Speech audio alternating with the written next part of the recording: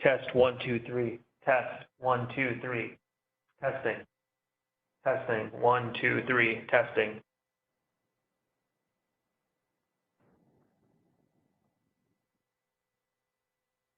Testing.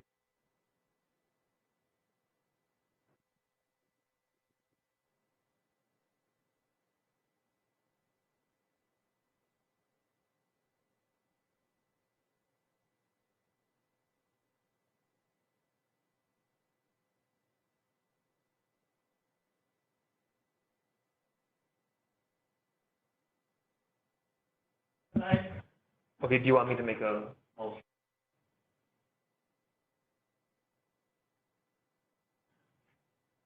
Okay, it looks like we have our YouTube back.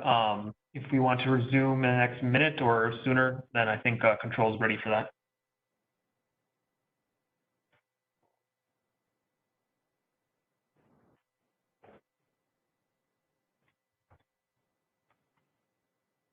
And just a reminder, I think we're all on mute for Marty in the chair. Okay, so we're ready to go, Paul?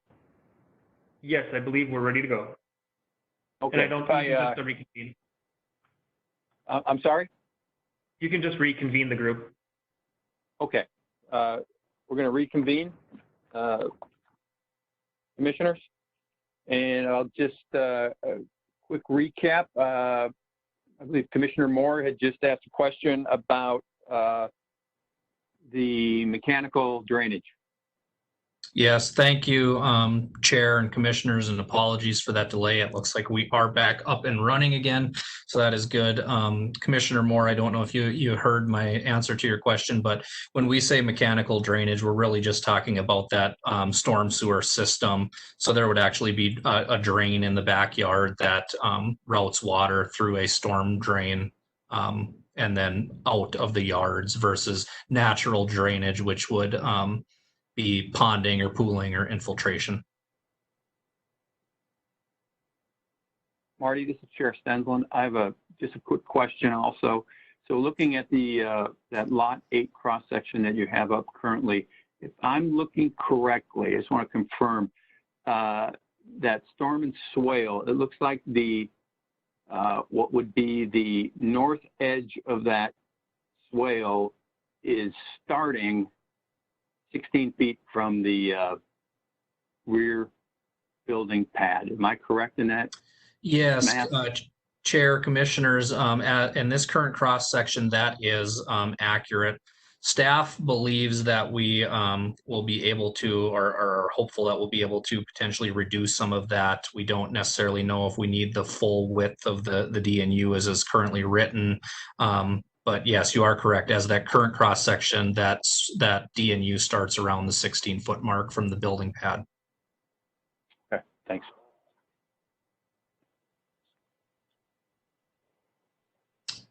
And I don't know, Kara, if you are on the line, if there's anything additional related to the storm sewer and the drainage on these cross sections. Sure, Marty. Chair and Commissioners, this is Kara Guerin, the City Engineer. I would just note that the use of storm sewer in the rear yard swale is a common occurrence in the City of Victoria, and that would exist under any scenario in this particular area if there was a berm or not a berm, as was proposed in the original submittal by Lennar. You can actually see where that storm sewer would be placed under the original submittal. It's labeled as CB12 to the left of the storm and swale that's shown in blue. So it's shown in green there to the left. So just a little further back in the yard, but that storm sewer would exist and isn't uncommon. This is Terry Schwarting. Just a question for the homeowner. Do you do anything special in this in a situation with sump pump discharge? We require the sump pumps to be actually discharged out of the front of the home and connected into the city's drain tile system in their front yard. So, you know, this area, like any rear yard swale, would experience, you know, water running through the swale when it rains. In the city of Victoria, sometimes those swales can remain wet for a period of time after rainfall, but they are showing a 3% slope on the cross swale, which is what we like to see in order to help facilitate those swales drying out after a rain event.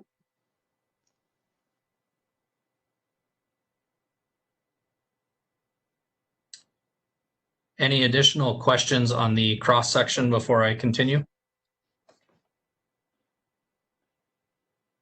All right, can we move to the next slide, please? So to reiterate, overall staff believes that this is a professionally reasonable compromise solution, and it does create conditions that are comparable to some of the adjacent development areas when it comes to yard size and lot areas. But of course, with any compromise, there are some new conditions that would be put in place if the Planning Commission chose to go down this route that should be part of your discussion and weighing in this evening. One of those being the rear yard retaining wall. That will become the responsibility of the homeowner or the HOA. So just something for the commission to consider, that we would be creating that condition that would ultimately become the responsibility of the folks who end up purchasing those properties in the future, including any repair, maintenance, or expense with those. We are seeing a usable rear yard space reduction of approximately 10 to 15 feet from the original proposal. Again, the original proposal did not have any berming or screening elevation, but with this proposal, we are reducing some of that rear yard space on those lots along Marsh Lake Road. And as we were talking about the drainage and utility easement in that swale area, typically the city does not allow any well, certainly any building, but folks are supposed to avoid placing anything in those drainage and utility easements. And while we would likely be able to ensure that there was no building done in those areas, it's likely that we are going to see play yards or fire pits or storage of some items into that drainage and utility easement. And that'll be something that will be difficult to enforce compliance. But again, the primary reason we ask for things not to be in that area is for the time that work needs to be done. So temporary structures are not as significant of an issue as when people are building structures into those drainage and utility easements. So next slide, please.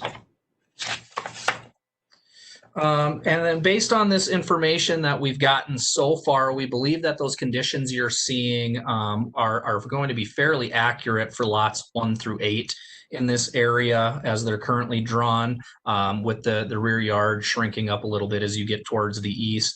What we are not able to as staff to determine at this point in time is what happens on lots 9 through 11. So one of the things that staff would ask if the Planning Commission moves forward with this proposal is that we condition that preliminary grading be complete before the City Council consideration, so staff can really take a look at what happens on lots 9 through 11. Another thing to note is on those cross sections, you'll see that the berm is actually beginning 15 feet into the right of way. As was mentioned the last time we discussed Lake Town 16, the developer had provided an additional 75 feet of right of way to accommodate at the time what was expected to be for the Marsh Lake Road update, as that was going to become a county road.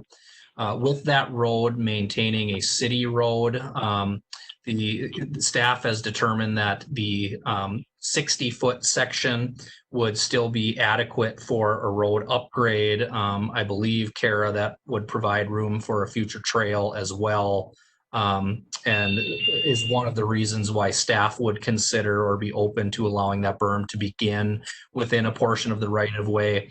Again, if this were to move forward, staff would require that any tree planting take place on the private property side and not into that right-of-way area. And then staff also, go ahead. Marty, can I just jump in on that to clarify? Yeah. The 150 feet of right-of-way was what the county had been seeking back when they were planning for a 4-lane road. and Lennar had dedicated 75 feet in conformance with that requirement for a 4-lane road. But now that the county, while we aren't doing a county project today, the council still wants us to be mindful of what the right-of-way needs would be for the county in the long run. Through the process we were going through on Marsh Lake Road, the county concluded that they only need 120 feet of right-of-way through that corridor, not 150.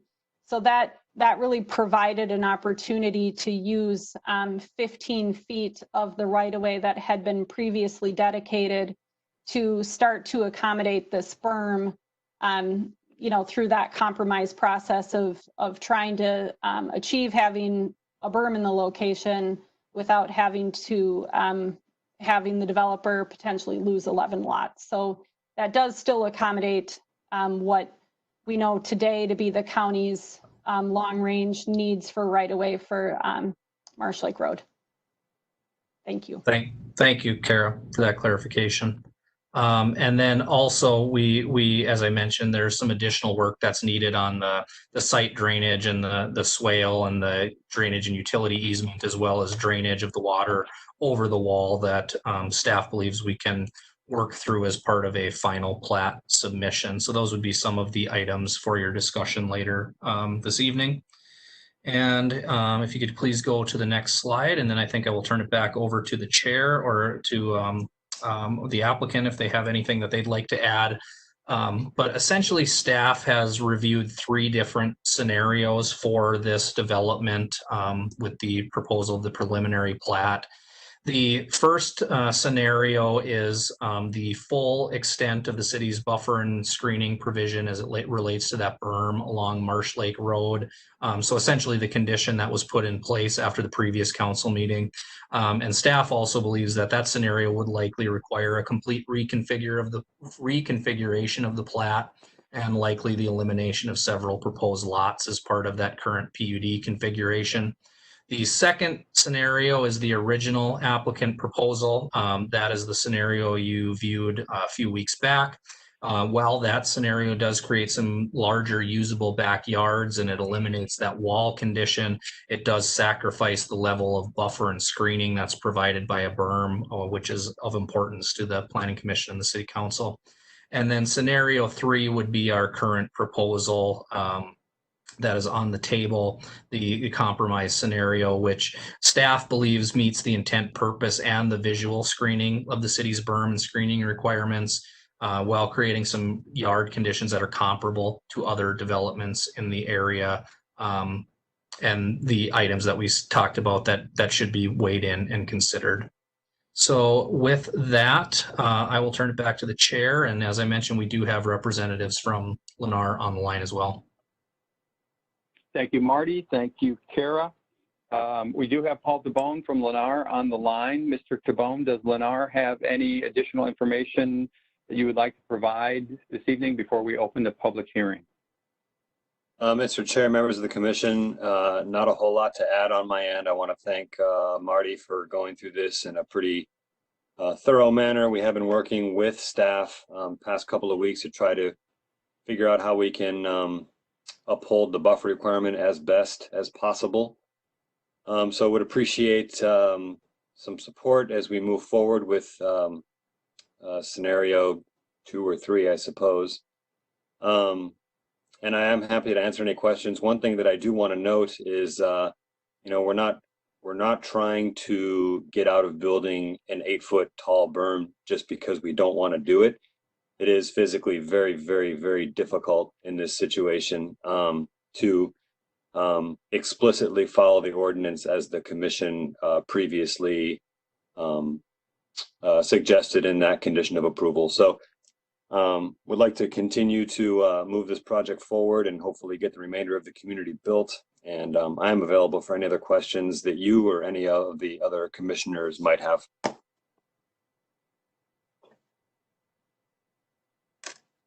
Thanks, Paul. I'm sure once we pass the public hearing and have discussion ourselves, I appreciate you staying online so we can pick your brain some more, I'm sure.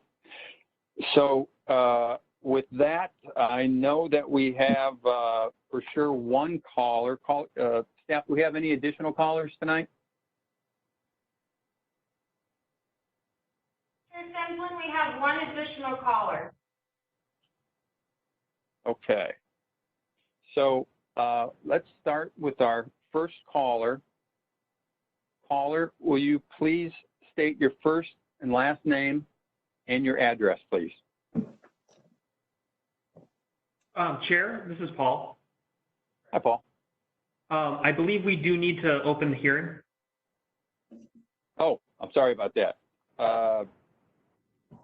I will now open the public hearing to callers. And as a reminder, call-in number is 1-408-418-9388. That access code is 293-803-035. You will be muted when joining. You'll be unmuted one at a time. And please state your first name, last name, and address when prompted. Okay, can we go to our first caller? Hi there. This is Jen Mulvihill, and I live at 5720 Marsh Lake Road here in Victoria. Great, thank you. Okay, we have Jen Mulvihill on the line. What are your comments, please? Thanks. Thanks, Planning Commission, for taking the time to receive comments tonight. Well, it appears as if Lennar has made some revisions to their prior plat. It's clear that they are still not fully meeting the city's ordinance for berm and screening requirements. The City of Victoria has building ordinances in place to maintain the look, the feel, the safety, and the standard of living that makes Victoria what it is. And unfortunately, the Lennar 16th edition preliminary plat is still not meeting the required standards. So we're asking that the Planning Commission reject any plans from Lennar that do not meet the full 8-foot high berm requirement for the Laketown 16th edition. And in addition, we ask that the Planning Commission require that a berm be built outside the city's 75-foot right-of-way, ensuring that when Marsh Lake Road is expanded in the future, that the berm, the screening, the backyards of future residents will not be destroyed. And frankly, even allowing the berm to be built an extra 15 feet within the right of the way is a clear example of the city showing favoritism to builders, and that same favoritism is not shown to residents. So as residents who live along Marsh Lake Road, I can testify that that 75 feet of right-of-way will be needed. The county will grab that land, and what will happen if that 75 feet of land is not retained is that undue hardship is going to be placed on the property owners on the south side of the road if and when the county decides to take over this road. So that's a huge point for residents who live on Marsh Lake Road. Even an extra 15 feet is unreasonable. It's also been stated by city staff that recommendation be that no privately owned retaining walls be constructed within the city. We've heard that numerous times. And so if Lennar is unable to build a berm and maintain appropriate backyard setbacks without retaining walls with this current configuration of homes that they keep bringing forth, we would ask that the Planning Commission require Lennar to reconfigure their plat to just meet the city's basic requirements. And it's apparent that Lennar is attempting to build too many houses than are possible while meeting the city ordinances. Lennar needs to reduce the number of homes on their plat in order to meet ordinances for berming and backyard setbacks and for maintaining the right-of-way which they already dedicated to the city. Thank you. Thank you. Staff, do we have any additional callers this evening? We have one additional caller. I will unmute them now. Phone number 763-670. Caller, please state your first and last name and your address, please.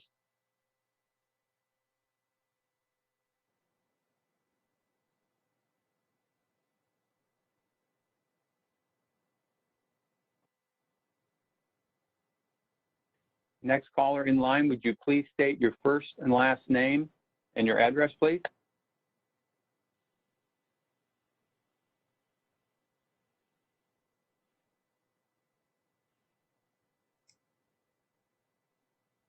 we will move on to the next caller then. Okay, one additional? I just want to clarify that Jacob Steen does not want to speak at the public hearing. Jacob, I'm going to unmute you. If you could just clarify if you wish to speak or not. Yes, thank you, Chair Stenslin. I have no comments at this time. Thank you. Thank you. Staff, is that it for the callers this evening? That is it for the callers. Okay, thank you very much. Hearing no additional public input, commissioners, may I have a motion to close the public hearing?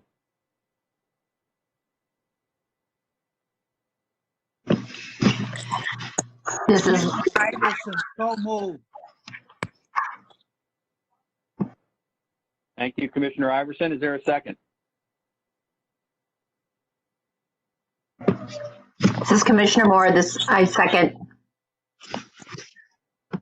I have a motion from Commissioner Iverson, seconded by Commissioner Moore. Any further discussion? Hearing none, I will take a roll call vote. Commissioner Brownlee.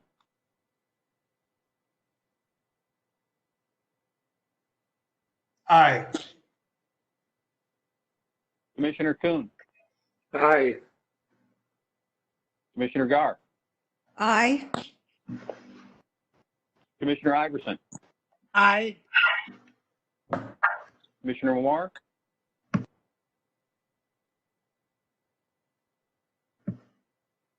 Aye. Commissioner Swarting. Aye. And Chair Stensland, aye. The public hearing is now closed. Thank you. I'll now open the floor for the Planning Commission discussion. I want to just start by saying kind of a thank you to the City Council for sending this back to this. I appreciate their confidence in us to go through this again. I watched the City Council meeting live when they discussed this item. I reviewed the entire City Council meeting again today. I took many notes, wrote down lots of sound bites that I thought were interesting.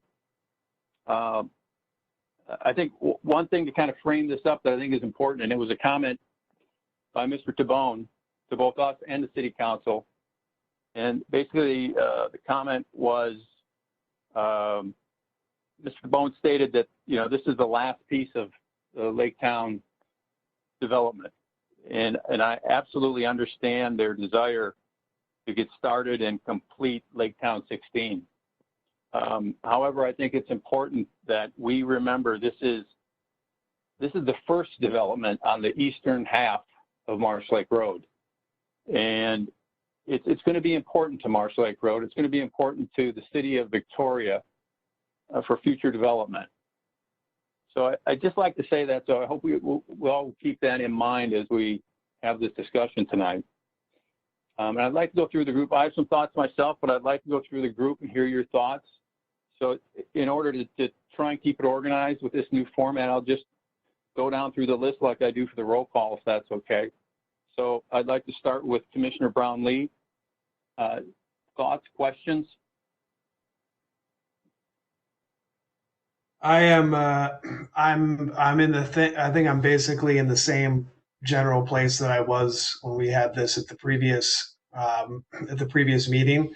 And I think the caller, the resident from Marsh Lake Road, made a couple of really good points with respect to fairness for changes to the codes and a clear expectation that developers and residents adhere to the codes that we have. I think I could be potentially talked out of that, but I don't see a compelling reason to move away from what we already have in place, other than the fact that in this case the developer is struggling for what to do with this piece of property, which I'm sure that they were fully aware of when they acquired it, and begin thinking about laying out a plat map for it. And to me, that's at this point in my head, that's not quite enough to kind of dismantle what we have. And I think that the resident is exactly right in setting an expectation that we deal with all the stakeholders fairly. That being said, I really appreciate what the staff has done to work with the developer to attempt to accommodate this piece of property. I'd have a hard time voting in favor of moving this forward, in particular without seeing alternatives for how the site could be developed without all of the compromises. So that's probably a longer answer than I'm entitled to, but that's kind of how I feel about it at this point. You're absolutely entitled to take as long as you would like, and I appreciate your comments. And we'll come back. Thank you, Commissioner Brownlee. Commissioner Kuhn, do you have any comments, thoughts? Well, first of all, I'd like to know, I guess, if they go ahead with this, what type of retaining wall are they looking at building? Is it boulder wall? Is it brick? What type of material they're going to use, mainly for the lifespan of the wall. But I also agree that you're looking at the future of Marsh Lake Road and living on a road that comes off Rolling Acres Road that they're looking at expanding now. That road is going to hit a lot of our development. And by giving this away and not having a berm there, I think you're putting detriment into the houses that they're going to build there. And I just think it's Lennar's last, but it's the first one on Marsh Lake Road, and we're just setting a precedent for going along Marsh Lake Road that I don't know we want to go down that road. So I'm currently not in favor of this at all. I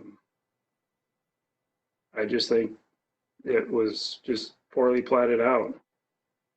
So that's all I have for now.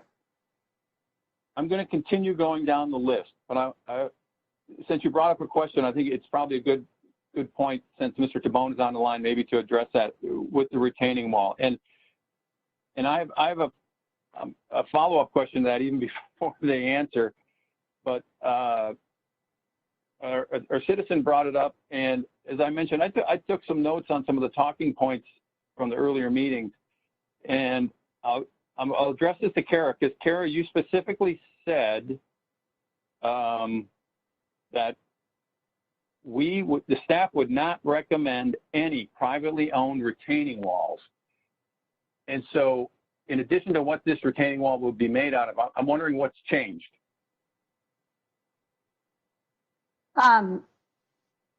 Chair Stensland, I'd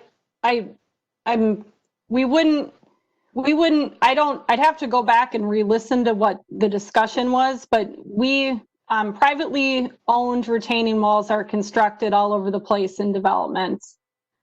We wouldn't have wanted a retaining wall within Marsh Lake Road, might have been something that may have came up in previous discussion.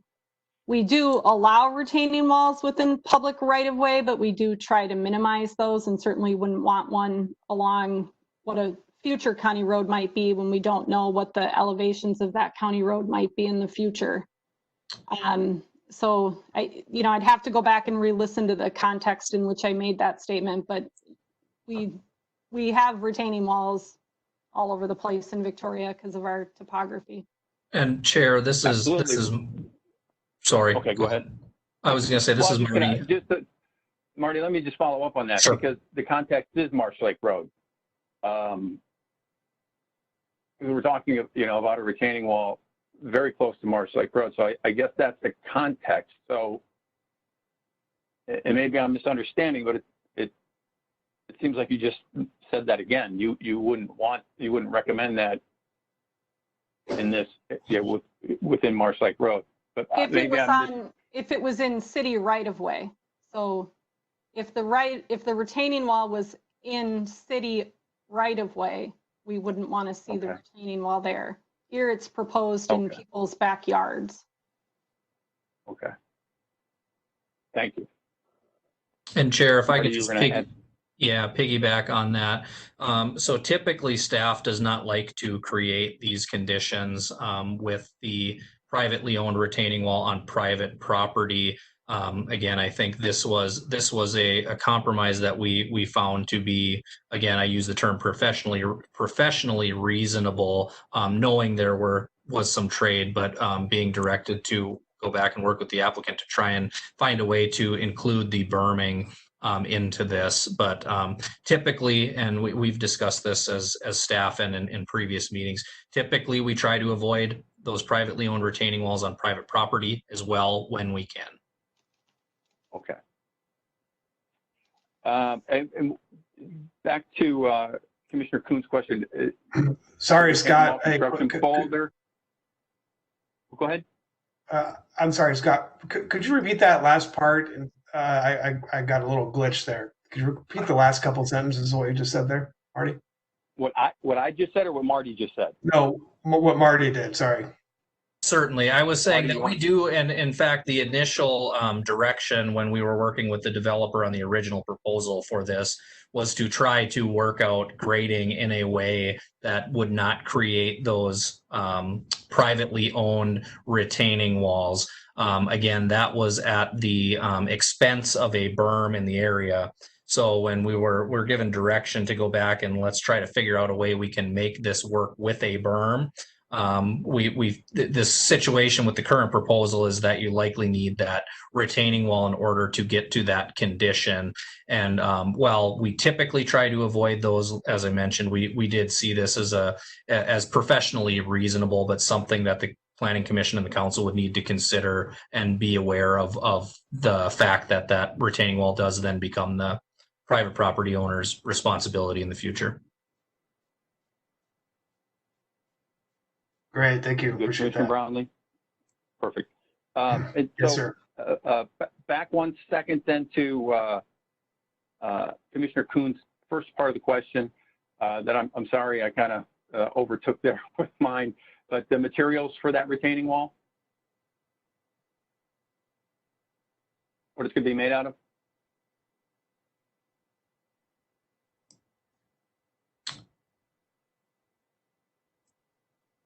Mr. Chair, members of the commission, we would anticipate doing a boulder wall there. As it will be privately maintained, we would have it structurally engineered and constructed. And we've done boulder walls in many locations throughout the Twin Cities. Perfect. Commissioner Kuhn, any other question, any follow-up to that? No, I just think a 6-foot high boulder wall is rather high for a boulder wall, but if as long as it's engineered properly, I'm just that's the biggest issue. I mean, boulder walls tend to fall easier than block retaining wall, but I've seen them both fall. So no, I don't have any other questions. Okay. So I'm going to continue down with commissioners. Commissioner Gard, do you have any questions, comments? Yes, I appreciate having the caller put this in, and you, Scott, put this in the larger perspective rather than just looking at one house on one lot to see how important our decision is for the future of Marsh Lake Road. We have to be very cautious about how we handle this. My one question is, and we're talking about the retaining walls, shouldn't we specify who maintains it? Here it says we can state whose responsibility it is, the homeowners association or the homeowner. And we really should specify that in our ordinance for approval, I think. That's all. I tend to agree with you. I think if that were the route we were to go, I think that would be important to have that specified. Thank you. Thank you. Yeah, thank you for your comments, Commissioner Goff. Chair, Commissioners, this is Marty again. We would typically specify that within the developer's agreement and as part of that process. It can be done either way. I think in a lot of situations, those become HOA retained is the most likely. But that is something that would be specified. Okay, good. I do feel HOA is a better way to go. Thank you. Thank you. Commissioner Iverson, thoughts, comments, questions? Thank you. I did review the packet first thing this morning and was familiar with the original conversation relative to the berm. And I do appreciate the creativity that staff did putting these three options together. But I would go back to, so here was the original concept, the original agreement, and I would turn it back to the developer and to staff to grab more creativity and say, oh, here's what we're dealing with. You know, here's the things that we're going to have to work with and work around, and go back to the original plan, the original height, and probably some deviation, minor deviation from that. But it's whatever we do, it's going to be there for a very, very long time. Yeah, I think the you know, and not to I wish I would have gone first so that it doesn't sound like groupthink, quite frankly. But I you know, I would second what the caller number one had to say in terms of the buffer and how that has to be dealt with. Sure, I'm sure that the developer and staff will be able to come up with a very creative idea that will basically mirror what the original concept was. Thank you. Thank you, Commissioner Iverson. Chair, can I address that comment? This is Marty again. Sure. And I'd ask Kara to jump in where it makes sense. I think well, I can appreciate that the when you're looking at these things on a two-dimensional plan, that it seems like it should be as simple as saying, well, we just need to add a berm in here, right? And as we've seen through the additional rounds of review that staff and the applicant have done, again, trying to figure out a way to make this work. I think that staff's finding on this, and I'll ask Kara for her input as well, is that we've exhausted what can be done to create a berm in the current condition with trying to keep those proposed lots on the south side of Marsh Lake Road. I think outside of what we're looking at, maybe with some minor modifications today, we'd likely be looking at eliminating those lots, at least in the current configuration, or asking the developer to go back and reconfigure that plat. Is that an accurate assessment, Kara? Yeah, Marty, we've spent now quite a bit of time in the details of the proposed elevations and such, and the sanitary sewer depths and the different constraints here. And, you know, based on our review, I don't see how it's possible to accomplish the ordinance without eliminating the 11 lots on the south side of Catkin Court or Catkin Lane or whatever it's named. You know, some sort of modification might get a couple of those back, but there's just not a lot of room between Marsh Lake Road and the wetland to fit all of the infrastructure that's trying to fit in between those two locations. So I don't see how it fits without eliminating those lots. Thanks, Karen. Thanks, Marty. Commissioner Moore, any questions, thoughts, or comments? So I'm curious if planning has seen any additional plat map or plat plans that lay out these homes in a different way, that creates a berm with homes further to the, I guess that would be to the north. I'm curious if that has been passed around and explored. I don't want to speak for them, but I don't think they can go much further north because there's a pretty significant pond wetland. Just if you look at that second row of homes to the north, just north of there is that wetland buffer. So I'm sure that's a hard stop. Well, I don't want to speak for them, but I would think that second row of houses is pretty much a hard stop as far as they can go north. Chair, commissioners, yes, I believe that would be mostly accurate. And Commissioner Moore, to your point, no, we have not seen any other configurations or layouts as part of this preliminary plat.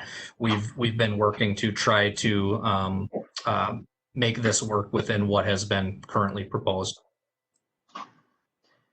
So my only other question and suggestion is, would zoning allow for some type of multifamily dwelling that is a smaller footprint that shifts the property more to the north?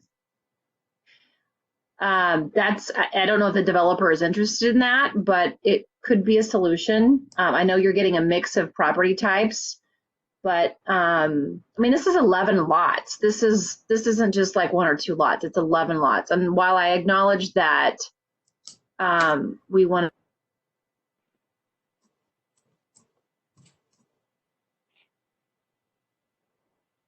Did we just lose Laura there? Was it just me or anybody else lose Laura? Chair, this is Marty. I think we lost her. We did. Mid-sentence. Laura, are you with us? Yes, can you hear me? I can. You basically were saying, it's 11 lots. You were kind of, it's not just 1 or 2, it's 11 lots, and then we lost you. Right. So I'm just curious if there is the prospect of creating a different property type that creates a smaller footprint that accommodates what we're looking for.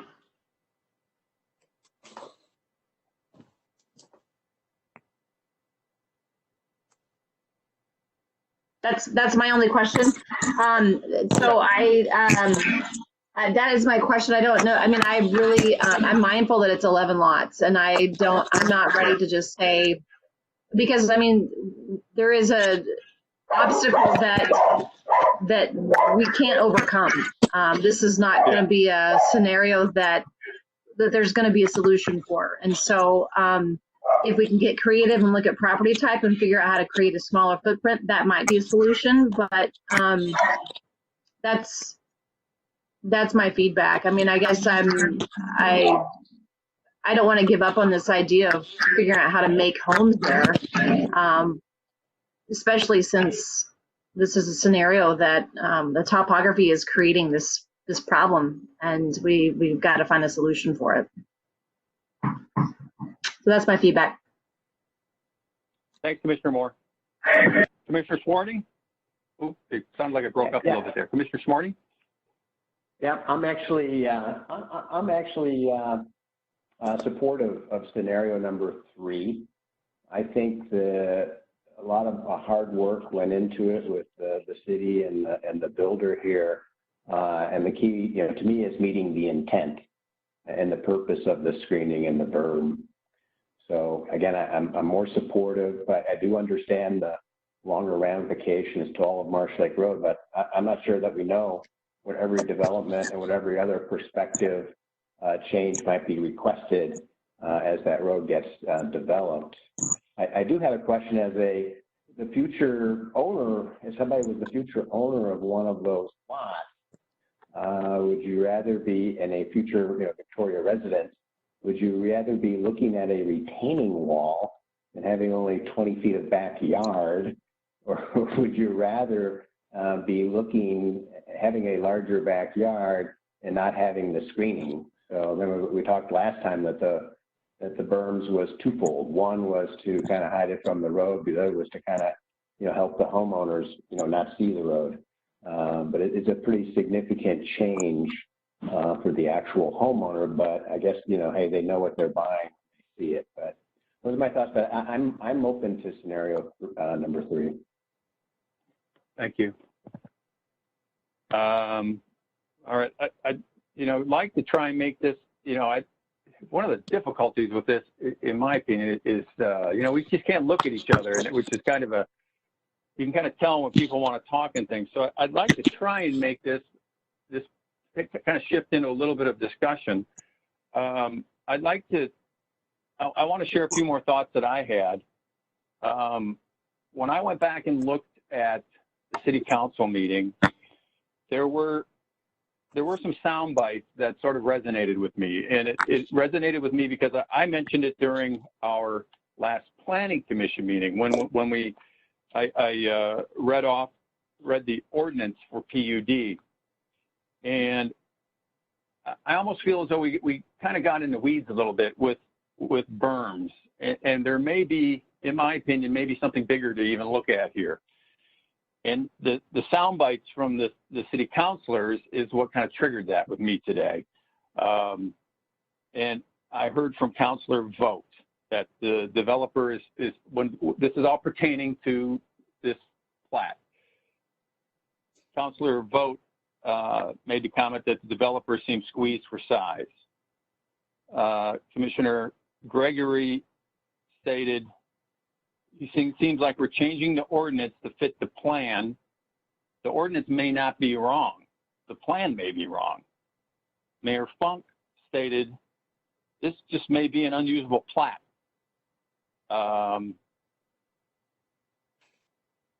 Councilor Black, more thought instead of rushing through this. It just got me to thinking. And I want to read something again. I'm going to read, this is from our last planning commission agenda. And it is discussing the PUD. And it states, the PUD is a tool that would allow the city to consider changing to zoning standards in exchange for greater achievement of the stated Victoria development goals. Generally, the city has noted its desire to preserve and protect natural resources, establish a park and trail network or greenway, and establish significant berms and screening of new development from county and state road systems. I want to follow that up with PUD as it's described in our city zoning ordinance. The purpose of the PUD ordinance is to allow innovative, creative, flexible development that is sensitive to environmental, cultural, and economic considerations in partnership with public values as outlined in the comprehensive plan. A PUD is subject to additional requirements and standards when, in the opinion of the City Council, will protect the general welfare, public safety, and neighborhood character. PUD shall not be approved simply to circumvent one zoning regulation that prohibits development under typical zoning regulations. Now, I'm going to go one step further, and I'm going to go into the criteria for use. Just a few points. First is location. Location of PUD may be in any district.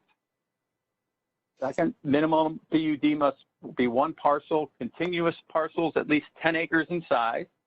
That's good. Unusual physical features. Features of the property itself or the surrounding neighborhood that through the development of a PUD will conserve a physical topographic feature of importance to the community. I'm not sure if it meets that.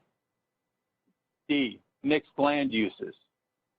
The proposed project incorporates a mix of land uses coexisting within the same development to accommodate demands of the population in type, design, and layout uncharacteristic of traditional or existing land use practices in the community.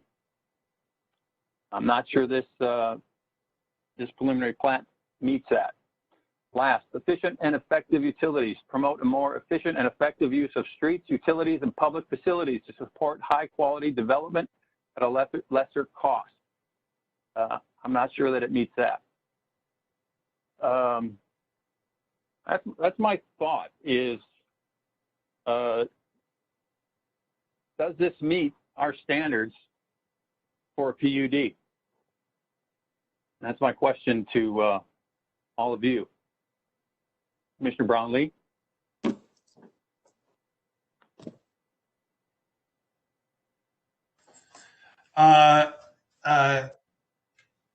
No, I don't think it does. Commissioner Kuhn?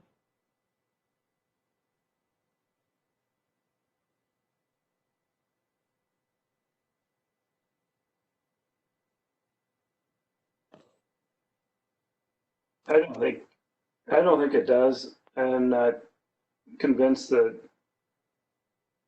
this is the right setup for this addition. Thank you. Commissioner Gard, your thoughts? It seems that if we have, what would it turn out to be 11 totally non-conforming lots? If we go with scenarios 3, and I think your points are very, very valid, Scott, about what the intent of the PUD ordinance is, and it seems like this one doesn't fit it. That's it, my comment. Thank you. Yeah. Commissioner Iverson?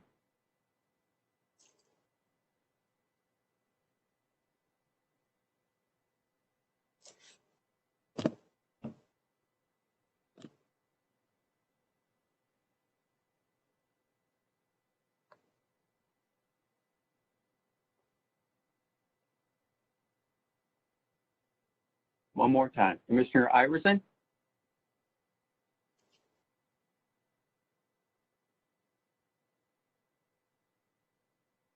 Yeah, I would agree. I would agree with you, Scott, that that this does not meet those standards. And in my original review of the whole of the scenarios, scenario 3 was one where we're going to make it work one way or another.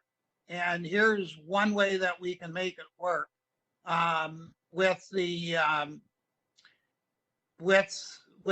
situation as it stands. But I would not vote in favor of doing that. Yeah, just to kind of go along with that, Commissioner Iverson, what stands out is even Marty's last comment that we've exhausted options, but yet we're still being asked to make concessions, and this is just yeah. Oh, anyways, Commissioner Moore, your thoughts?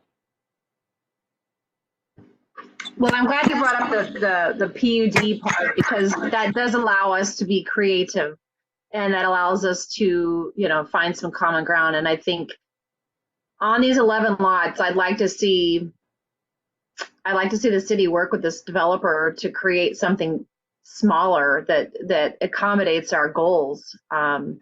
If these homes could have a smaller footprint and somehow moved further to the north, if there's a way to create that, I think that's the solution we all need. So, yeah. Thank you. Just a quick question. Does our zoning here allow for a higher dense home? Commissioner Moore, Chair, this is Marty again. Sorry, I had some connectivity issues. I've been back on the line, but I did dial in with my telephone now. So I've heard the last several minutes.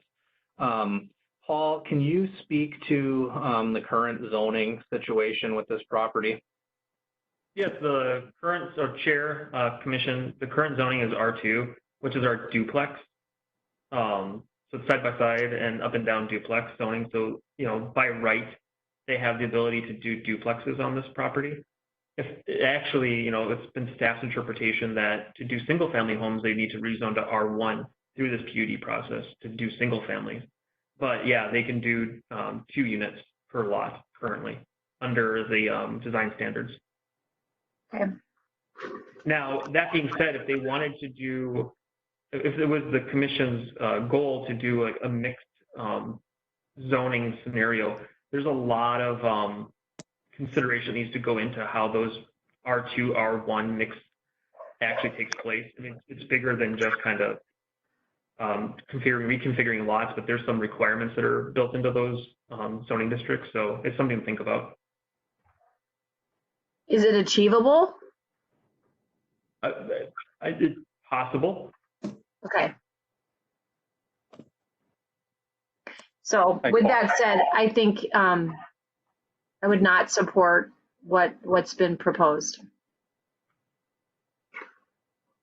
Thanks, Commissioner Moore. Commissioner Schwarting? Yeah, based on what you shared relative to the PUD, I would say this does not qualify, and I would withdraw my support of scenario number 3. Okay, in light of that kind of go around and conversation, I'll kind of offer it up. Is there anybody that'd like to make a motion? Excuse me, Mr. Chair. Sure, yes. Yeah, Paul Tabone with Lennar. I'd like to make a couple of points regarding this. So, a couple of things that I'd like to point out. So we're all aware that Lake Town has been around since 2004. Every single phase of Lake Town has been done via a PUD. And that's because the entire property as a whole is so difficult. There's wetlands, there's slopes, there's woodlands. There's been numerous obstacles that have been needed to overcome through the build out of this community. I don't have it with me, but I can tell you that Lennar has provided countless community benefits throughout the build out of this community since 2004. Probably the biggest one is the deeding of the entire open space parcel where the school now is. That's probably the biggest one. I have lists of others. We don't need to get into it here, but every single phase has been done via a PUD. And the reason why the PUD has been applied is because so much community benefit was realized in the earlier phases. And as we've continued to build out, we keep encountering situations where conventional zoning codes don't quite fit. They don't quite work. Now, the buffer requirement was a zoning code update that occurred, I don't know, a few years ago, when the last community planning staff members decided to update the code. The same thing happened with R2, actually. R2 was intended to be a single-family detached district that reflected the market that was happening and is still happening at this time. Planning staff last year decided to change that, and they made it a duplex district. Regardless, or however you want to, I can be told history doesn't matter and we don't really care, because I have been told that. Section 33.7 of the ordinance allows for a provision to provide screening without a berm. And it's for situations just like this. And so 33.6 is the section of the code that allows a berm, and 33.7 has a provision that says, on lots that can present evidence that the above buffer provisions would render the property unbuildable, the city council may grant a waiver of the buffer requirements and permit a fence of not less than 6 feet in height. Provisions for landscaping to soften the visual appearance of the fence and provide additional buffering may be required and will be reviewed on a case-by-case basis. Now, we've done everything that we possibly can and worked with staff on numerous situations in this phase and all the previous phases as well. We've conserved environmental resources. We've rerouted water and sewer. We've provided additional trails. We've provided additional open space. We've worked very well with neighboring property owners, and we really have tried to go above and beyond with this project. Now, the last two things that I want to say is that we are meeting the intent of the code. If the intent of the code is to provide screening and a visual barrier along Marsh Lake Road, I believe we are doing that. And we've worked with staff to meet that intent. And the other thing that we have done is we ended up doing a huge wetland enhancement along 6 Mile Creek with the local watershed. That was a very big PUD benefit and took a lot of work from a lot of people to bring a nice visual and environmental amenity to the community. So at this point, you can apply the PUD standards, and I understand the viewpoint of, you know, this is one little piece of property, but it's not looking at the whole picture of the community. Every single phase has been done via PUD for this exact reason. Now, if we're not able to move forward, it's going to render roughly the entire half of the site, south half of the site, almost unbuildable. It's taking away the development ability for that piece of property or a portion of it. And you can probably sense some frustration in my voice, but I'm not proposing anything out of the ordinary. I'm not doing it to be spiteful. And I'm trying to stay within the confines of the code. In section 33.7, there's language that allows for an exception. I'm not making this stuff up.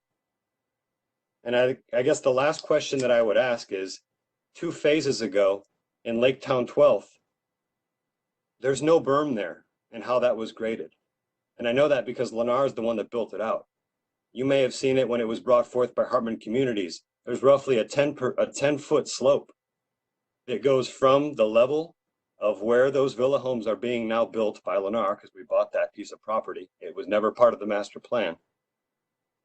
It goes down roughly 10 feet from the backyards of those villas and goes down to County Road 11. There is no berm there.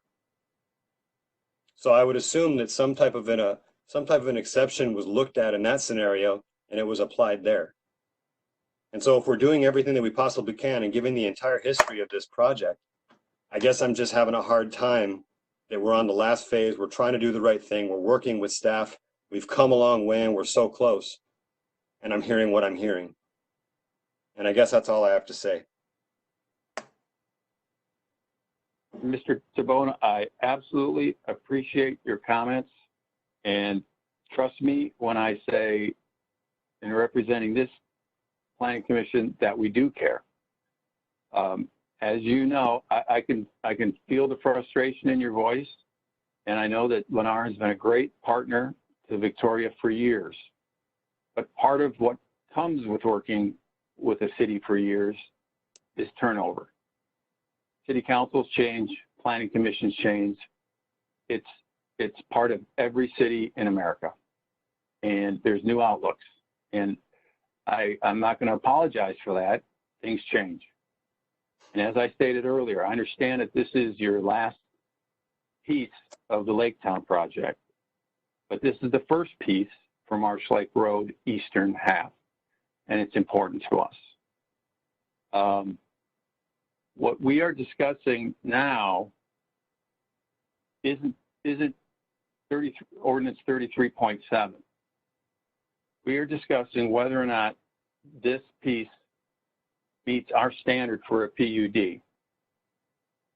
And the discussion so far has been that it does not.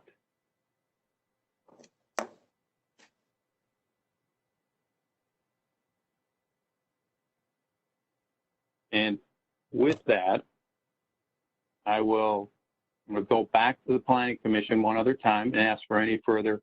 Do we have some more discussion, questions? Any questions for Mr. Tabone? Anyone like to make any statements?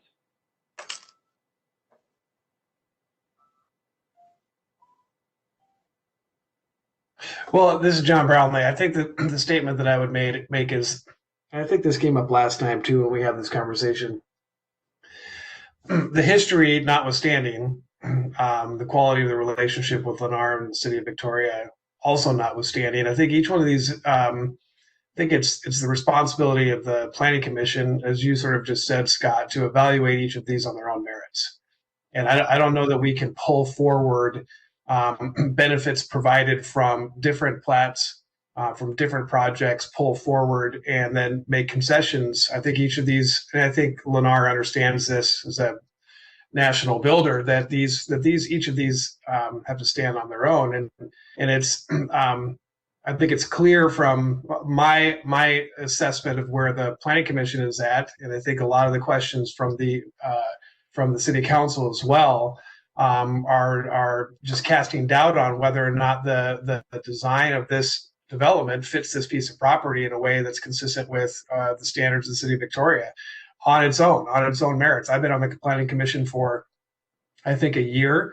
So, I mean, I can take into account, some of the things that you're saying in terms of the history, but in my mind, this has to be evaluated on its own merits. And I would expect every situation to be evaluated on their own merits, whether it's a national builder or whether it's a homeowner or whether it's a small builder. I think they're all due the same level of analysis. So as compelling as that case was in terms of why it is that you're frustrated, I certainly understand that. But it doesn't change my point of view in terms of this development fitting on this piece of property in a way that's consistent with the standards that have been laid out. And I've not heard a compelling argument for changing the standard other than, hey, we can't make the standard work. You point out that there is a facility to make exceptions, but it doesn't sound to me like there's appetite either on the Planning Commission or perhaps on the City Council to make those exceptions in this case. So the fact that an exception is possible doesn't mean it's unnecessary, wise, or desired by either of those bodies. So my perspective on this hasn't changed. So we're not providing sufficient evidence that the property would be rendered unbuildable, or a portion of it would be? Well, I think what I would say to that is, Joe Brown, again, what I'd say to that is that the buildability of the property is not what we're here to assess. What we're here to assess is whether or not the development that you want to put on the property meets the standards of the community. And so whether or not the property is buildable or not buildable is really not under the purview of the Planning Commission. It's whether or not what you have proposed is fits with that piece of property. And so if you're not able or willing to change the layout of the plat, rendering the property unbuildable based on the standards that exist for it, that is really a consideration that you've got to make. That's not a consideration for the Planning Commission.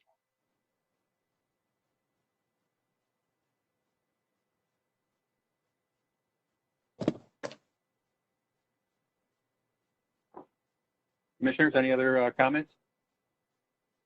Discussion? This is John Iverson. I have nothing further to add to the conversation. I do appreciate everyone's thoughts and everyone's concerns on the issue, and I think it's been very genuinely stated. Thank you. This is John Brownlee again.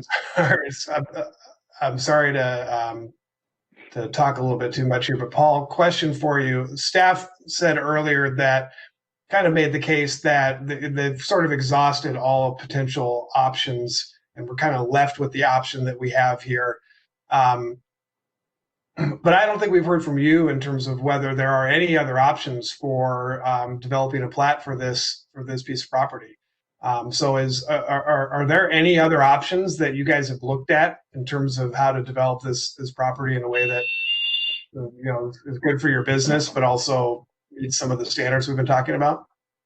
What we're trying to do is build it out in conformity with the remainder of the homes that have been built in terms of our single family homes. I mean, that's what we're ultimately trying to do. I mean, if you look at how the lots are configured, and based on concept plans and earlier plats and reviews, this area was supposed to be single family. That's what we're trying to do.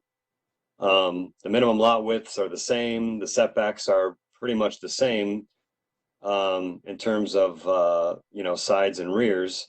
The difference is we're butting up to Marsh Lake Road in this situation. So right. We talked about twin homes. Those are actually deeper. We have villa homes in Laketown 12th. Those are actually a deeper floor plan as well. And we did townhomes in the 13th and 15th. So this is kind of the product that we are trying to build this out and finish with. And as I said, every single phase of Laketown has been a PUD. And I think the purpose of why is because it was viewed as an entire community. I mean, Laketown is one large community, even though it came through in different phases. And so I think that's where our position is.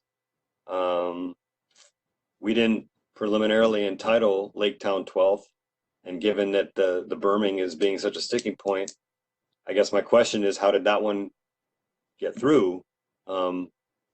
We bought it at a final plat stage and had our engineer do the final engineering.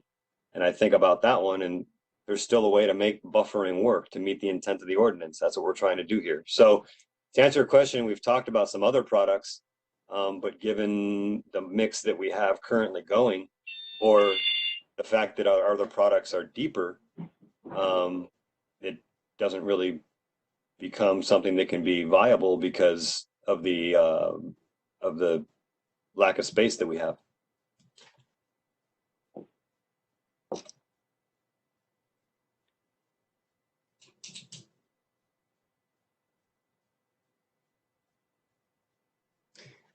And I guess the other thing that I would add is I understand that things change over time and situations change, but part of what we're stuck here is part of what we're stuck in the middle of is a lot of staff turnover and a fair amount of turnover at the Planning Commission and City Council level for a community that's 15 years old and kind of got started, and we're just trying to finish what we started, if that makes sense. And things have continued to evolve around the community, and we've tried to, evolve as best we can.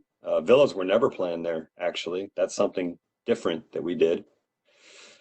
But, we're to the point where we want to be able to finish it out with our single family product because it sells well. We can make it work. And that's kind of where we're at right now.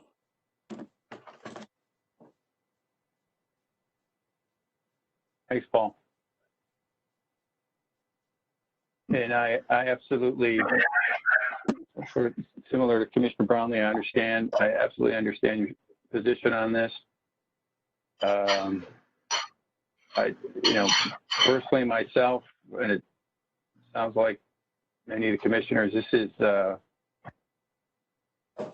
it just does not, I just don't see how, I understand all that, how much you've done for this community, but I do not see how this piece matches our standard for PUD.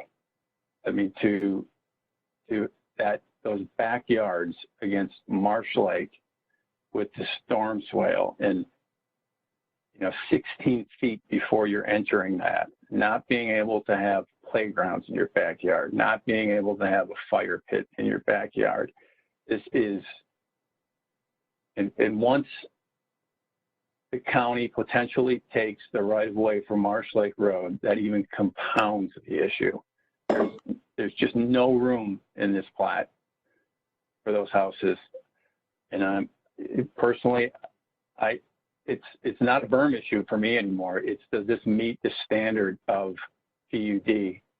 And in my opinion, it just does not. I I feel for our city staff. I feel for Lennar. I can tell you I know there's a tremendous amount of work that's been done on this. But as I stated earlier, I know this is your last piece, but this is the first piece for the eastern half of Marsh Lake Road, and it's an important piece for us, considering all the change that's going to happen here. And, you know, to the question, is it unbuildable? I know you gave us you remarked on that, but I mean, this is all we've seen. This is all we've seen, and all we've been asked is to make compromises every single time. There's been, in my opinion, very little. There's been no change to the housing and where they are, or the amount. It's asking for concessions for us. And as I stated earlier, when I go back and look at the standard for PUD, I do not feel that this meets it. And I wish I could say differently. It'd be a lot easier. But I know personally in my life, the hardest things, whenever it's a hard thing, those are the things that I'm most grateful for further down the road. And this just might be one of those pieces. Any other discussion, commissioners? Yeah, Paul? Chair, Commission, again, we're looking, it sounds like there's some conversation regarding section 32-2 criteria for use of a PUD. I want to make sure that if that's what's being considered and debated, that is read out loud, and that we have clear finding of fact on these issues. And so if it pleases the commission and it pleases the chair, if I could read that, as you've already read. Paul, could you even maybe go one step further? Could you pull up in the zoning code section 32-1? We will try our hardest to do that. Because I think it's important. The reason why is that when we're doing an analysis for PUD, the PUD process is left a bit nebulous in the interpretation, because it's one of those discretionary items that we talk about in our 101 class. A PUD is like a rezoning and plat where, you know, the commission and the council have to decide based off of findings of fact what is appropriate and what is not. You know, staff will provide context to that, but at the end of the day, it is the commission and the council's decision. But before we do that, it's important that we know what those items are, and that these are, you know, in context of a guiding methodology for criteria of use. And that's a lot of words, and I know kind of stumble a little bit on that, but again, we want to look at section 32-2 criteria for use. A PUD is generally intended for development in the following contexts. So again, generally intended for development in the following contexts. Location, a PUD may be located in any district. A PUD may be incorporate the regulation of one or more zoning districts as applicable and designated in the specific requirements and standards unique to the development. B, minimum area. PUD must be one parcel or contiguous parcels of land at least 10 acres in size or more. Tracts of less than 10 acres may be approved only if the applicant can demonstrate that the project of superior design and unique densities can be achieved, or that greater compliance with comprehensive plan goals and policies can be attained through the use of a PUD. C, unusual physical characteristics or features. Features of the property itself or in the surrounding neighborhood that through the development of a PUD will conserve a physical or topographic feature or features of importance to the community. D, mixed land uses. The proposed project incorporates a mix of land uses coexisting within the same development to accommodate demands of the population in type, design, and layout uncharacteristic of traditional or existing land use practices in the community. E, efficient and effective utilities. Promote a more efficient and effective use of streets, utilities, and public facilities to support high quality development at a lesser cost. And so, you know, there's obviously A through E. These are things that the Planning Commission and Council must come to an agreement of whether or not this is appropriate. I think we've had conversation and context already that's been discussed, but it's also important to, you know, under, for example, like the mix of land uses, I mean, under that particular area, it could be of any types of uses. So whether it's different density types, whether it's natural environment types, such as say there was a park or there's a wetland or some other item that needs to be either conserved or protected and or as a part of the development. But again, as you look through all of these things, these are what's generally intended for the following context. So it's something that is left open to interpretation. It's also left open to really the context of the community as a whole. So I just wanted to make sure that as we move forward through the discussion, that is put into place. When we evaluate it, we look at it from a totality, and it's, we try to give our best determination, but at the end of the day, it does come down to the Planning Commission and Council to make that decision. So I just want to make sure that was said out loud. Hey, Paul, while you're doing that, you want to review section 32-1, purpose and scope also? 32-1. The purpose one above it. Yep. The purpose of the planning development is to allow innovative, creative, and flexible development that is sensitive to the environmental, cultural, and economic considerations in partnership with public values as outlined in the comprehensive plan. Approval of the planned unit development shall result in the creation of an overlay to the base zoning district with the specific requirements and standards that are unique to the planned unit development. And so that's said out loud. Yep. No, go ahead. It sounded like you had another comment. I'm sorry if I interrupted you. Oh, no, this does show that in consideration that the zone does need to be zone appropriate for the underlying uses. So if you have a R1, you want to do single family, it has to be R1, and then you put your requirements on top of it.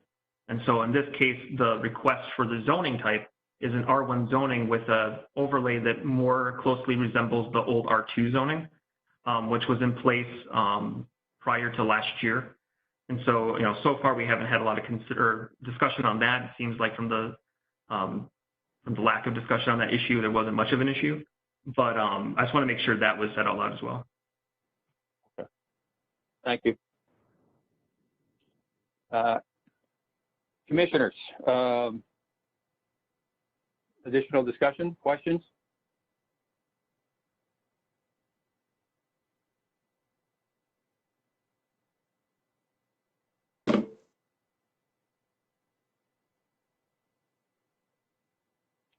Hearing none, I will ask for a motion.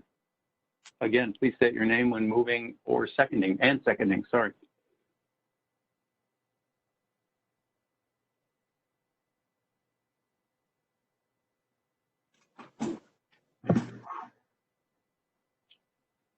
I just want to provide one little tidbit of thoughts, Scott, if that's okay. Yes. For Lennar to say that this land is unbuildable, I would like an outside party to verify that. Obviously, we've gone over that. We've talked about the details. We've talked with engineering. We've spoken with Paul, but I am very curious if truly a different parcel plan can't be created. If we find that it can't be done, then I think we revisit this. But in my viewpoint, I think the position is upheld that it doesn't approve from my viewpoint. However, I think that it's a loss to the community if these lots don't get built. Yeah, I absolutely agree. Getting a little feedback. I agree. I agree. I do believe this is unbuildable with this plan.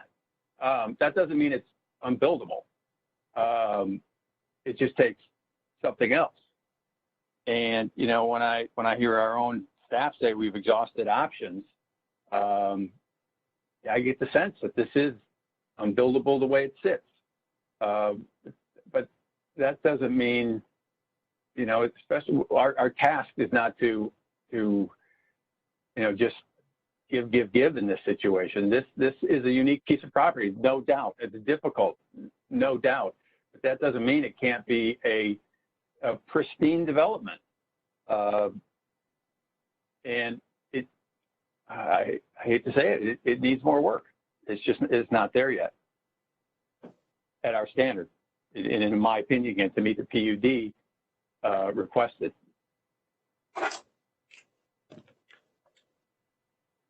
I just wanted to clarify, Mr. Chair, members of the commission, to clarify what I was trying to say was if the berm standard is adhered to, which is a relatively new standard, I understand the whole change thing, but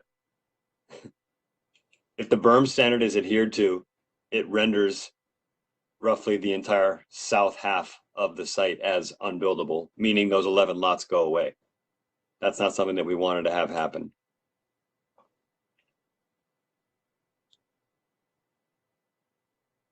Yeah, I absolutely understand that.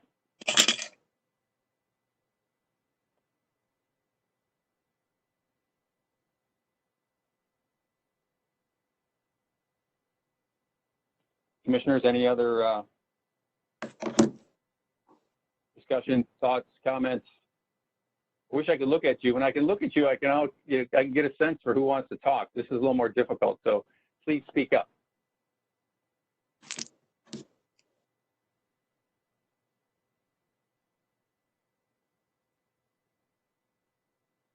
When I don't hear anything, I'm going to make an assumption you've made decisions. So in that case, I will ask again.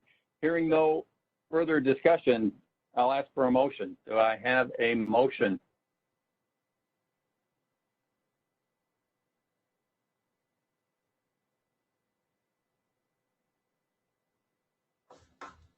Can we have those three options put back on this? There we go.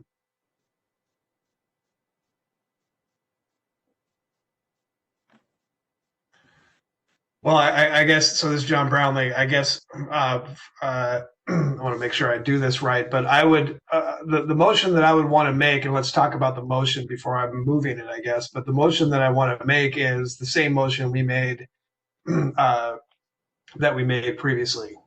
To me, nothing has really changed. Those things have changed. I don't mean to say that things have changed because a lot of people have worked on trying to make them change, but from my point of view, in terms of the motion for the commission, I would move basically the same motion as we did before, which was as close to scenario number one, certainly closer to scenario number one than 2 or 3, that the applicant adhere to the full extent of the city's buffers and screening provision.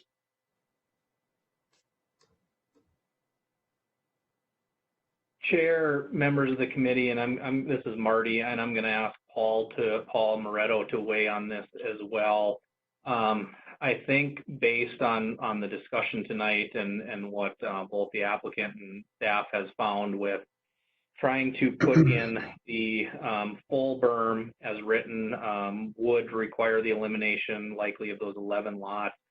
It probably changes the plat significantly enough that I'm not sure that we can then move forward to final plat with redesigned. What I'm getting at, and again, I'll ask Paul Moretto to weigh in, I think if that is the intent of the Planning Commission, we likely need to consider a recommendation for denial. And then it would require the applicant to go back and resubmit a new preliminary plat if they chose. Paul Moretto, could you weigh in on that, please? Chair, Council, there's a couple schools of thought on this issue. One school of thought is that the commission makes its recommendation, however it goes, and leaves it to the council to make the final decision at the end of the day. They could either take the commission's words and go with that, or they can choose a different way. The other option is recommending denial based off of the fact that the plat as it moves forward is not possible based off of that scenario. So based off of the configuration of the lots on the south side, it's practically not possible to have a 8-foot berm as it's been demonstrated here. It may be a moot point. So yes, that's true. That may be the better way to go. I don't know. I guess at the end of the day, it will go to the council and they'll make the final decision. But it's kind of a bit of a wishy-washy answer, but there's just two schools of thoughts on that. So I just want to make sure that was said out loud. Yeah. No, I don't think that's wishy-washy. I think it was a good explanation. And Commissioner Brownlee, I am not in favor of approving any of the scenarios. I think what we need to do in this situation is recommended denial of the preliminary plat, and so that this, comes back, you know, though. So it's basically a complete redesign. I would second. Chair? Yeah. I just have it. Do we currently have a motion on the stack, as we call it? No, there's no motion. We are still in discussion. Yeah, we're not seconding yet. Okay. I have one quick question. Yeah. Can someone Commissioner? share what, I'm sorry, this is Commissioner Moore. Can someone share with us the acreage of the 11 lots? What does that look like? The total acreage, Yes. it's 11.22 acres buildable. There's 5.41 acres of wetland, so 16.63. Okay, that's just the 11 lot. Okay, so I'm sorry. Oh, just the 11. I'm sorry. Just Yes. that side. Oh, I don't have that in front of me. Maybe Mr. Chabon could speak to that.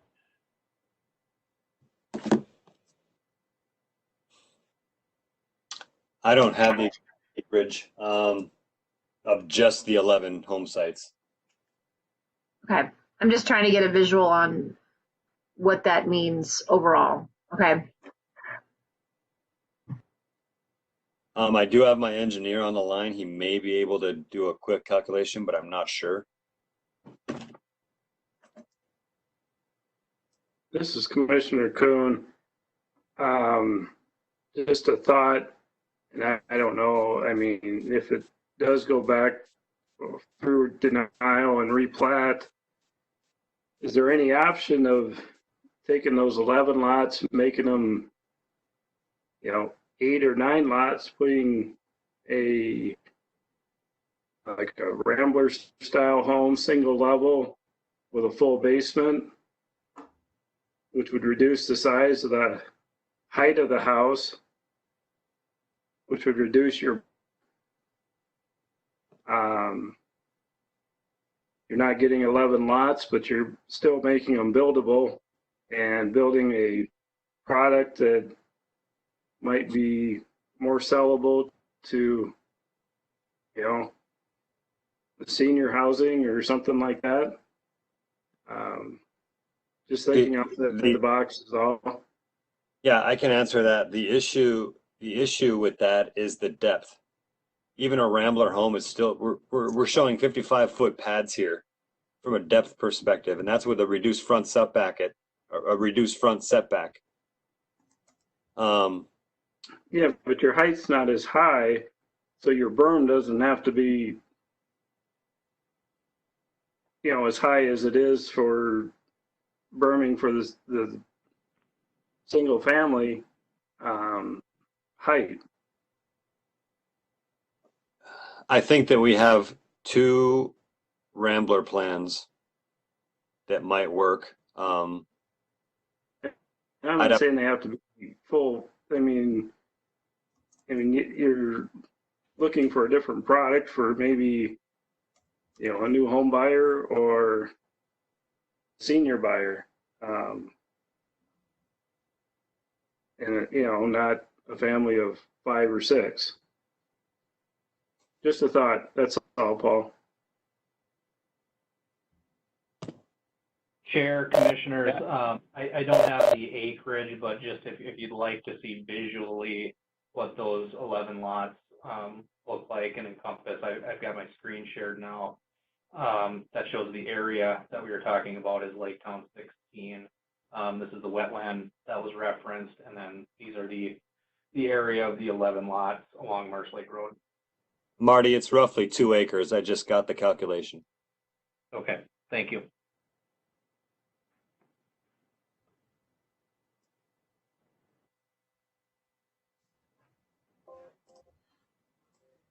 Laura, did you have any additional comments after that?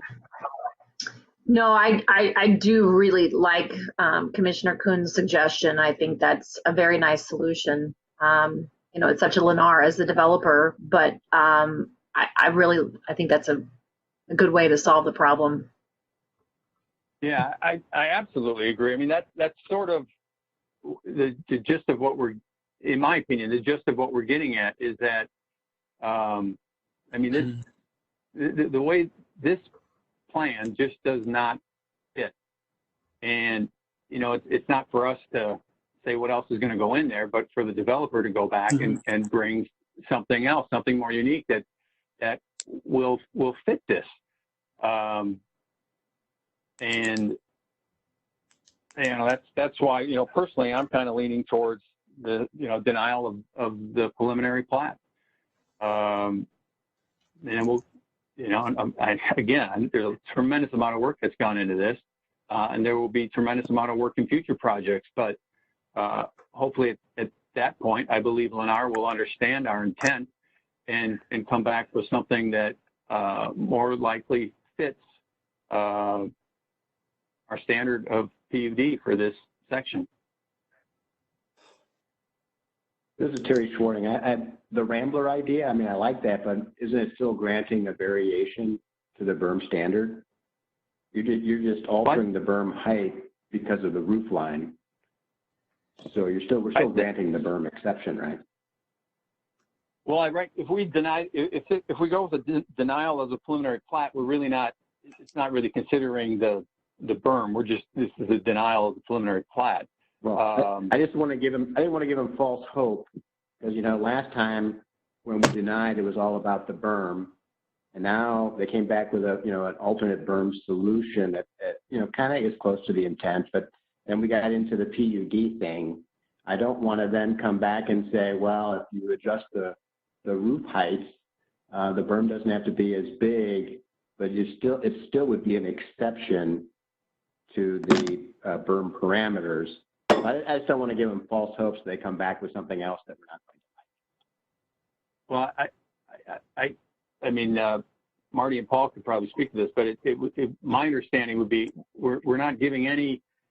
There's no hope. I mean, our ordinance is a berm, and that is with a new design. We're gonna need berming. I mean, if we're gonna take a whole new look at this, that'll be starting over from scratch, basically. And we will have the same concerns we had at our last meeting and we have at this meeting.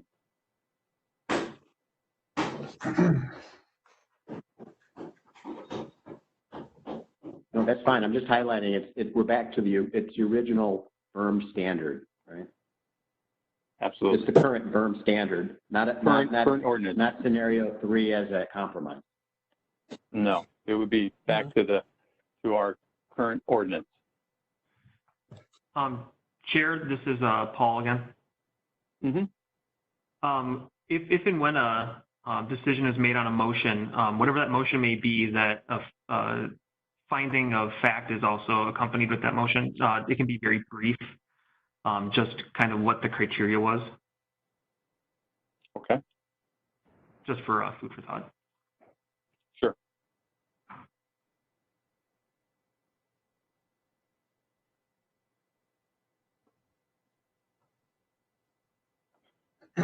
Is there any further discussion? Do we have a motion? Okay, this is John Brownlee. I'll make a motion that the application be denied.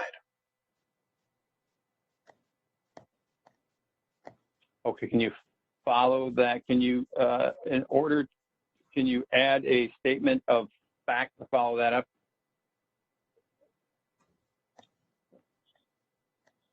Tell me what the statement of fact is.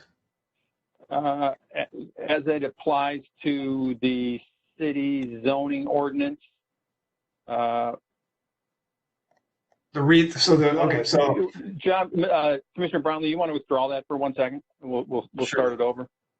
Yes. But you want to say you will withdraw your motion? Yes, the motion. I will withdraw that motion. You want me to try again? Yeah, but I would probably add, and Paul can correct us if we're wrong. The statement of fact being that the denial of preliminary plat based on statement of fact that the proposed preliminary plat does not meet city zoning ordinance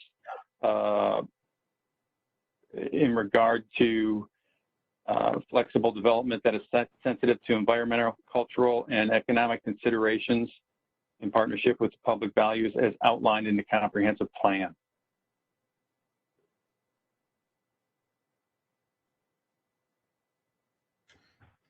This is Maybe if Mary Jo Gar with a question. Should you not also include compliance with the subdivision ordinance? Since that's how you began your discussion a while ago. With what was it, 33.7 or whatever the number was in the ordinance? That's all. Yes. Well, that is. Scott, I think maybe we need some help from staff here too. Can staff help us? I think you understand the intent of the motion. Can you help us get this right? Paul, can you jump in on that one, please? Yep, this is Paul, Chair, Commission. If it's the intent to deny this application for PUD and preliminary plat based off of the criteria in section 32-2 criteria for use, then all the motion maker would need to do is cite one of our A through E's that is not met. We can probably pull that up again just so that you can see it. Pull that? And then we can also work with the chair to craft an official letter to the council to consider. Again, this is just, we want to make a recommendation. The council will make final decision, but we just want to make sure this is documented correctly for legal reasons. Yes, absolutely. And, we want to be precise in our language for this. So make sure when, you're voting with your intentions, so make sure that the intentions are known. Excuse me, this is Charlie with Save the Berquist. Can I make a comment? There's currently no motion on the stack, so the chair can respond if need be. I'm sorry, I didn't hear who that was. Charlie with Save the Berquist. I'm the engineer on the project. Wouldn't this need to come in? Can this come in the public meeting? Mr. Chair, Marty? Mr. Chair, members of the commission, Paul Tabone with Lennar. Charlie is speaking on my behalf. Okay, perfect. Thank you. I'm the engineer on this project, and I guess if we're talking about the criteria for PUD, as far as conserving physical features and whatnot, we made the choice to avoid that large wetland in the middle there. We could have shifted lots north and impacted that wetland. We stayed south of it, conserved that natural feature. And then as in regards to, financial savings in doing that and pushing further, to get the berm to work, we would need to raise the road, which would be additional material, which would be deeper sanitary, more expensive structures. Dropping that down and reducing those structure heights is saving money. My argument is we're meeting the intent of PUD through those actions.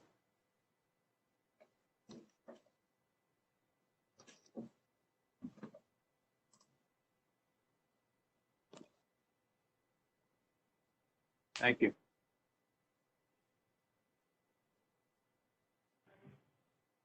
Chair, Commission, this is Paul Moretto again.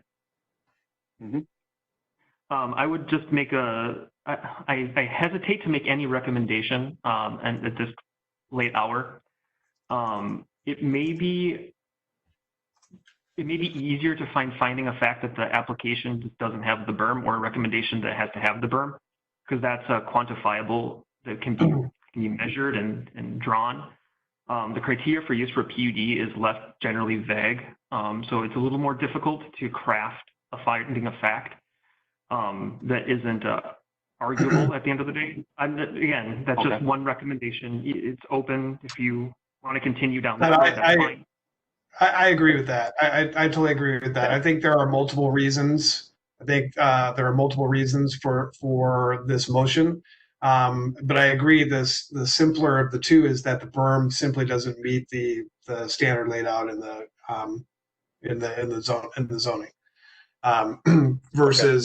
Versus questioning the questioning the applicability of the PUD.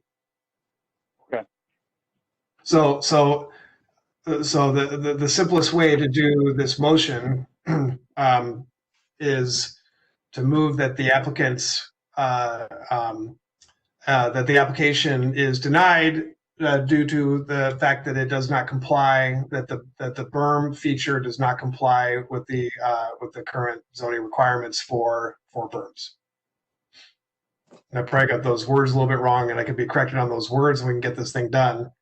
But I think that's a simpler way to do it.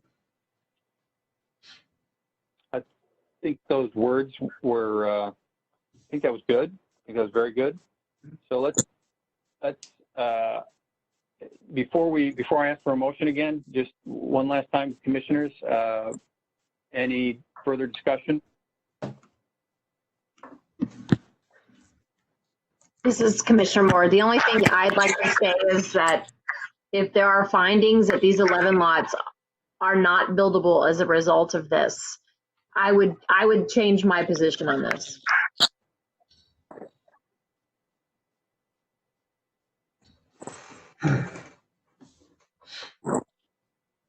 Okay, any other discussion? Hearing none, I will ask for a motion.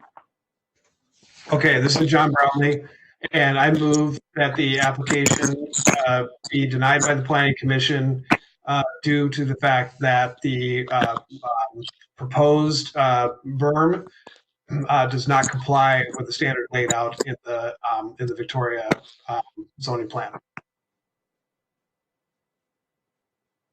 Is there a second? This is John Iverson. I'll second that motion. Okay, I have a motion by Commissioner Brownlee. I have a second by Commissioner Iverson. Do we have any further discussion?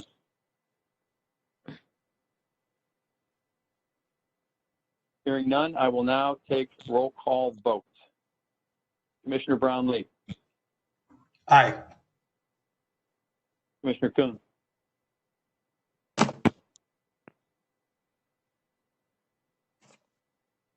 Aye. Commissioner Gar.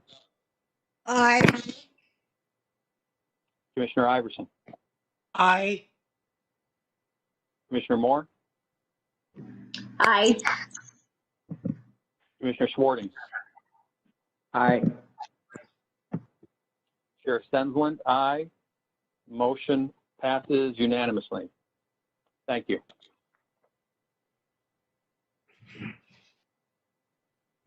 Okay. Let's move on. Item 3.2, shoreland management ordinance discussion. Chair, before we move on, this is Marty again. We've got a pretty extensive review of the feedback that we were provided by the Lakes and Water Quality Committee last week, as well as some of the additional information that the commission had requested. With the concern that we might end up taking this much longer, I think staff would be willing to table this and push our timeline out a little bit farther on shoreline ordinance discussion. But if the Planning Commission wishes to take up this item and go through this, we're more than happy to do that as well.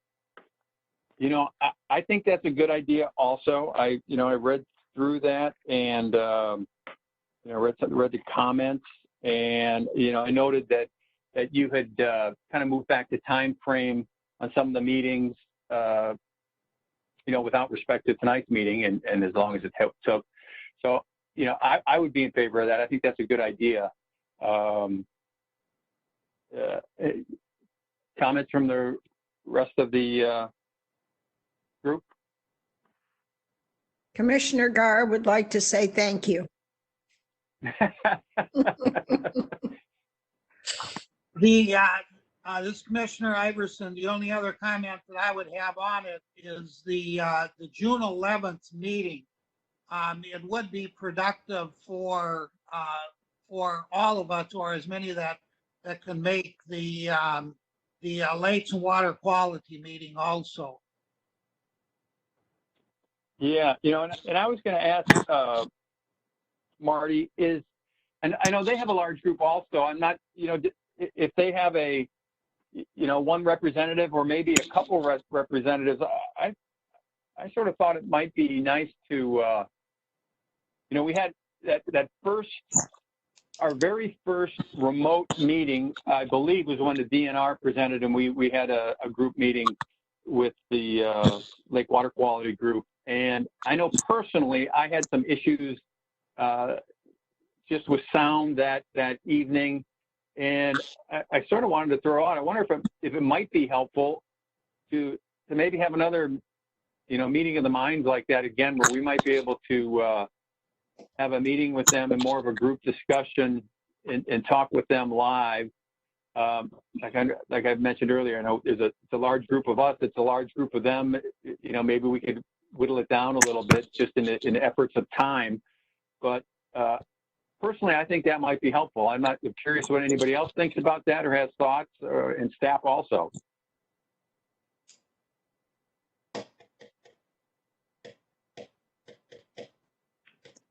This is Marty. We'll defer for the commission to speak first, and then if no one has any additional comments, I can weigh in. Maybe they all left. Maybe they felt we quit early. Well, hearing nothing, Chair, I think that is something that we can accommodate, especially if we are tabling tonight's discussion. We're likely pushing this timeline out even farther than what we had intended to push out as part of this discussion tonight.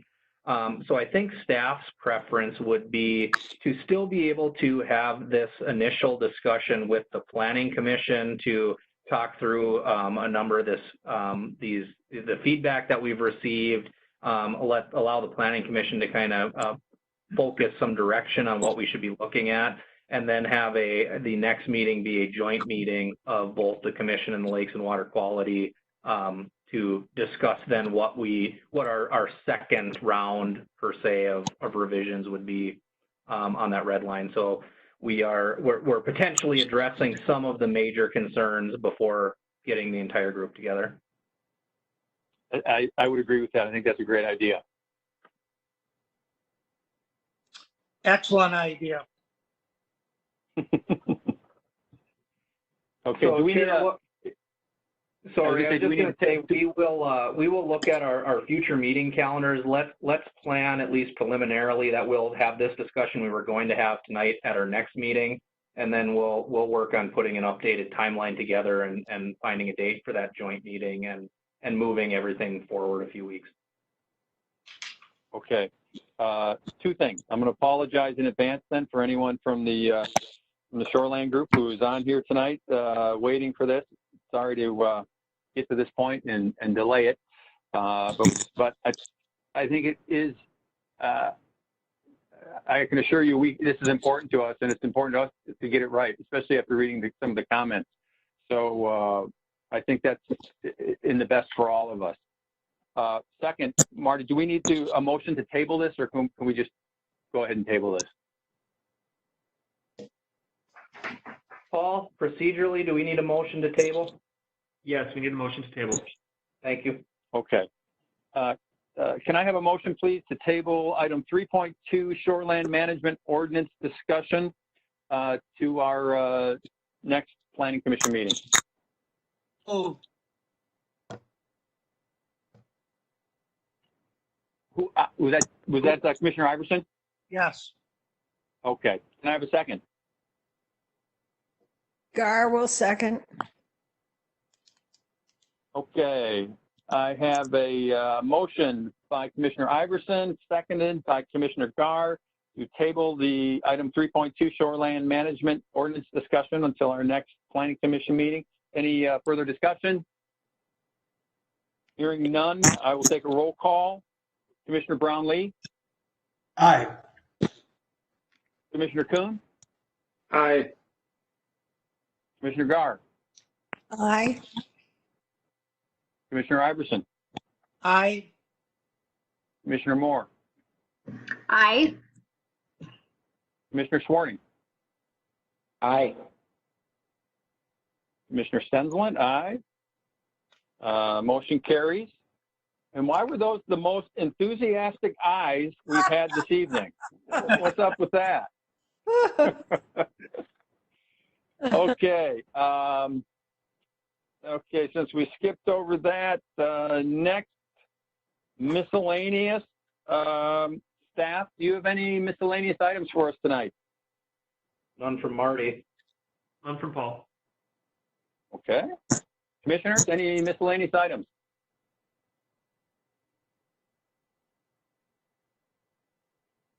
Doesn't sound like any. I have none myself. Any final items, anyone?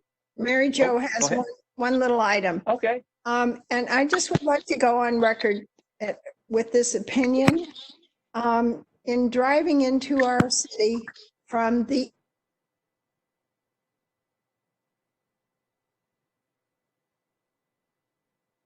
Mary Jo, I think we just lost you.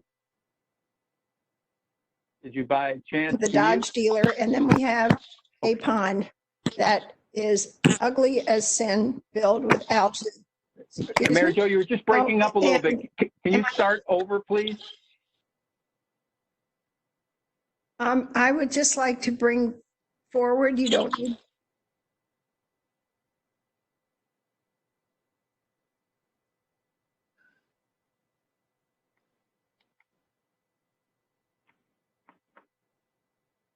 The city of Victoria should spend the money to put an aerator in the pond that's kind of near Enoki. Working? Okay, sorry. Mary Jo, you were breaking up on that. Would you like to give that kind of one more shot from the beginning? You know what? I'll put it in writing and it can come up at some other time. Things just aren't working from my end. I'm sorry. I could move. I can make a motion. I'm sorry. In the meeting. You know, it was good right up until now. It just started breaking up a little bit. Well, I just would like to ask the city of Victoria to deal with the algae problem in the lake that you see as you're coming right into our city. It's pretty ugly, and it's a beautiful lake if we would keep it clean. Use an aerator or use chemicals needed to figure out what the best thing to do would be. That's all. Which lake is that? All right. It's a pond right between the Victoria Dodge and Enoki Brewery on Highway 5. Thank you. It's just, it makes it look like our city is sloppy, and we're not. All done. Thank you. Thank you. Anyone else? Okay, you're all lining up again. Do I have a motion to adjourn, please? I motion to adjourn. Thank you, Commissioner Moore. Do I have a second? I second that motion. Was that Commissioner Swarting? Yes, it was. Thank you. I have a motion by Commissioner Moore, seconded by Commissioner Swarting. I'll take our final roll call of the evening. Commissioner Brownlee. Aye. Thank you. Commissioner Kuhn. Aye. Thank you. Commissioner Gar. Aye. Thank you. Commissioner Iverson. Aye. Thank you. Commissioner Moore. Aye. Thank you. Commissioner Swarting. Aye. Thank you. Chair Stensland, aye. Motion carries. Thank you. We are adjourned. I should have added this just before. I do want to thank staff. I know under these circumstances, this is a lot of extra work. And on behalf of us all, thank you for everything you're doing. You make this a lot easier. Thank you.